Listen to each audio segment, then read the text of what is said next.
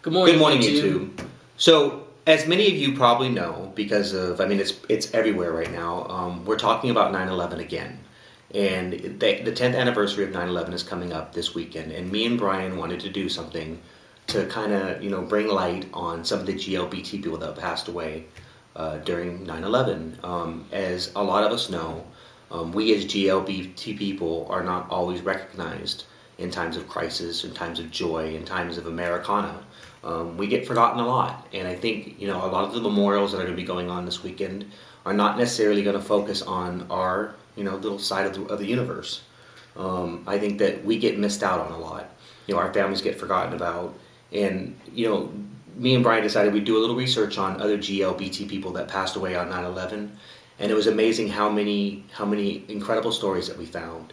And we wanted to share some of those stories with you today in a way to help remember some of those people who lost their lives in 9/11.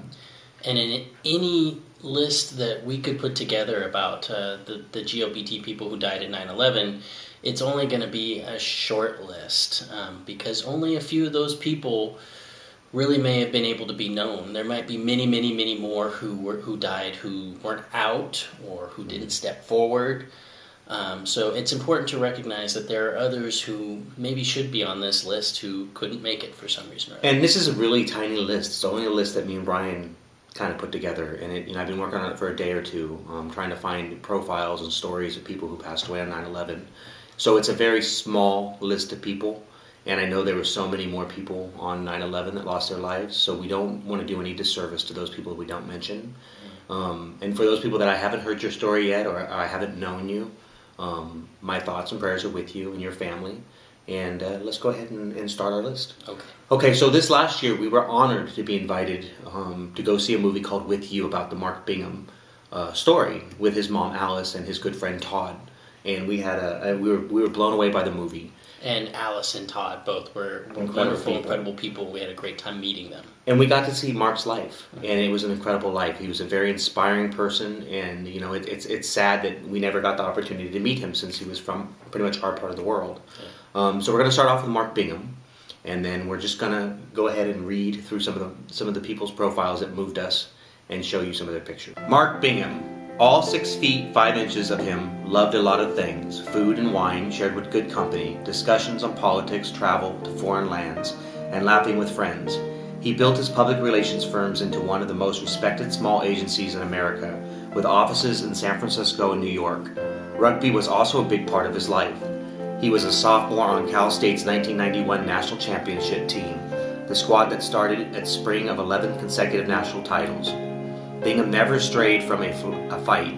He played to win, always using the skills he learned in college rugby. September 11th, he used those same skills to protect a nation. As the flight was taken over by terrorists, Bingham and a few other courageous men fought back. The burly Bingham used his cell phone to call his mother and tell her the plane was being hijacked and that he loved her.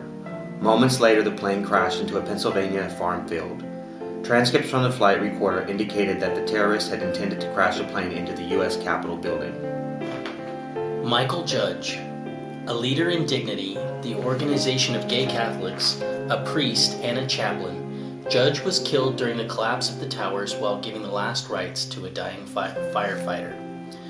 The firemen loved him. He had an encyclopedic memory of their family members' names, birthdays, and passions. He frequently gave them whimsical presents. Once, after visiting President Clinton in Washington, he handed out cocktail napkins emblazoned with the presidential seal. He'd managed to stuff dozens of them into his habit before leaving the White House. Back in the early 1980s, Judge was one of the first members of the clergy to minister to the young gay men with AIDS, officiating at their funeral masses and consoling their partners and family members. He opened the doors of St. Francis of Assisi Church when Dignity needed a home for its AIDS ministry, and he later ran an AIDS program at St. Francis. In 2000, he marched in the first gay-inclusive St. Patrick's Day Parade, which his friend Brendan Fay, a gay activist, organized in Queens. Within minutes of the attack on the first tower of the World Trade Center, Father Mike was on the scene.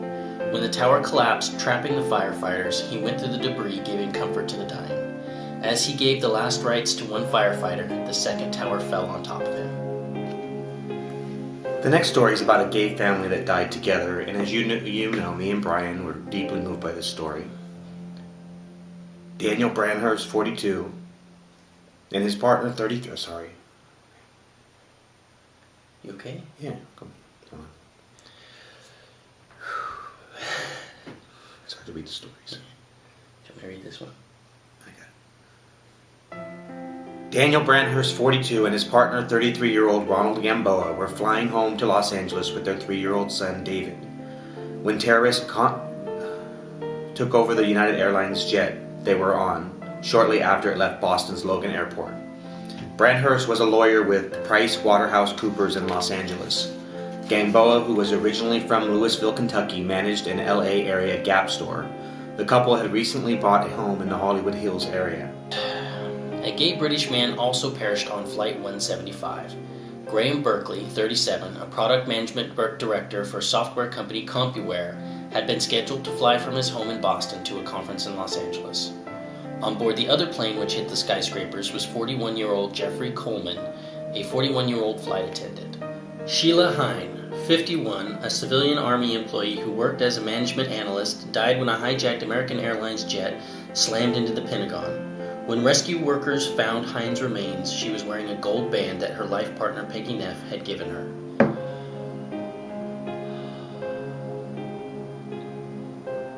It was a lot harder video to make than we thought. Huh? Yeah. Yeah. So, this is a very hard video for us to make, partially because it's difficult to remember everything that happened. And I'm sure all of us remember those events very clearly. It's also difficult in that some of the information that's out there on GLBT victims of 9/11 isn't always 100% clear, and I think there's a reason for that. And part of that reason is found in the fact that so many people had to struggle to get survivor benefits afterwards. And not only were they dealing with the grief and loss of what had happened and trying to put their lives back together, but many people had to fight the government to get some of the same benefits that heterosexual surviving partners eventually ended up getting. And I think the thing that most frustrates me in that is I was reading stories about the lawsuit that 21 surviving spouses, gay and lesbian spouses, came forward to get benefits from the government. Is the money was not from the government. It was from people who donated money to help the survivors of 9/11. Millions and millions and hundreds of millions of dollars were given to help the survivors. And gay people gave money. Gay people stepped up and gave money to help the survivors. And they gave that money not only to help the straight heterosexual survivors, but gay people. And gay people, gay spouses had to fight to get compensation, from the 9/11 incident. Right. And it took basically New York passing a state law, recognizing the spouses of gay and lesbian people who perished to actually get money to the surviving partners. So, in making this video, the point is not to single out GLBT people as having suffered something extraordinarily more than anybody else has suffered. It's really more so that our stories don't get lost, which sometimes they do.